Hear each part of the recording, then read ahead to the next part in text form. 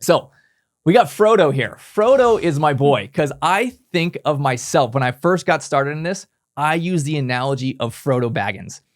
And you're gonna be like, what the heck does Frodo have to do with raising money and assisted livings? Frodo is the underdog. Frodo is like the 3.5 foot tall little dude who is going and fighting all these bad guys, who has to take this ring through this epic adventure across the country. And he's got all of these BA people that are with him, right? Literally wizards and rangers and little elves with axes, right? Like some BA people that have way more experience, right? They are warriors, but nonetheless, Frodo is the one charged with this task, right? He is the total underdog. And when I first got started in this, literally because Laura and I started this with no experience. We came from really real estate, right? Like I have a construction background. We have a real estate company. We used to run our own construction team, and I would raise money. So I got a lot of experience raising money from that previous business, but nothing to do with assisted living, no medical stuff.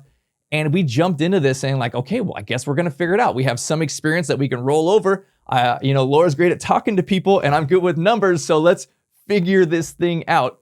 And I felt like Frodo Baggins because literally I would talk to some people and they'd be like, well, Brett, what do you know about assisted living? Do you know anyone who, is going to take care of this for you? Who's going to run it for you? You're not a nurse. You're not.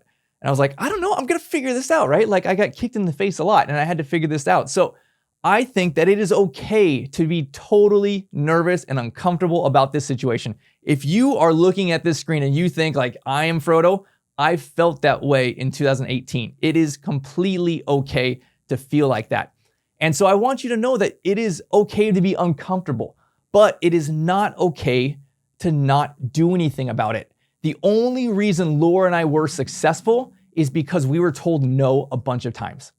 Literally, that's the only reason we got to our first yes, right? Because we were told no, and because we just took a bunch of action, screwed it up a bunch of times, and then learned from our mistakes, right? Like I said, there was no one really there showing us, hey, here's the step, here's the roadmap and the path, right? Be like Frodo, embrace it. And if you have experience and you have, you're a nurse, you have your own assisted living and you're looking to do another one, or, whatever the case is, you have some type of applicable experience, whether it be, medical or business or real estate or admin, you can use that to your advantage. So get out there and just talk to people. It's kind of just one step at a time. But if you don't start, you'll never finish, right? It's literally just how many times can I fail? If you fail 100 times, I guarantee you'll succeed. But if you don't fail, if you only fail 10 times, I guarantee you're not going to make it. You have to fail over and over and over again, right? And when I say fail, I don't mean you give up.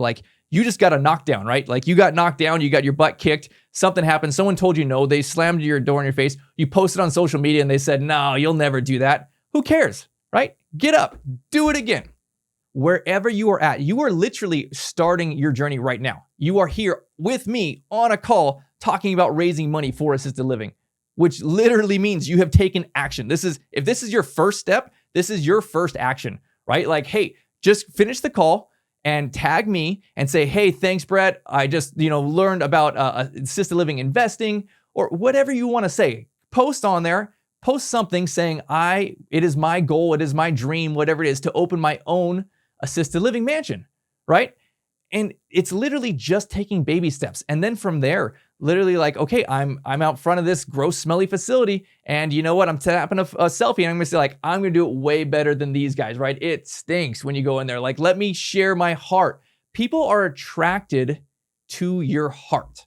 They want to see that you want to really do this thing for taking care of grandmas. And you can use that to really document your story and your journey. If you can take anything from this little Frodo part, it's know that you do not have to be the expert.